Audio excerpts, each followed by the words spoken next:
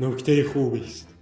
ببین، تو انتخاب شدی برای اینکه همراه این برگردی و دوباره نسل بشریت رو با هم از نو بسازی. خدای رنگین کمونیش نکن دیگه، ما که نمیتونیم چیو نمیتونی؟ ببین اینجوری واسه توضیح میدم. شما میتونی یه دونه چماقو از داخل یه دونه سوزن رد کنی؟ من خودم همه کار میتونم بکنم. میتونی که یه چی دیگه. بریم. به نظر جالب میاد. حالا قرار چقدر برگردیم عقب؟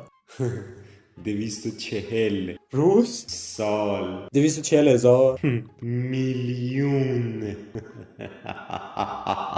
و مثل این که قراره یه بینامی و سروس ما رو بخوره. چی هست؟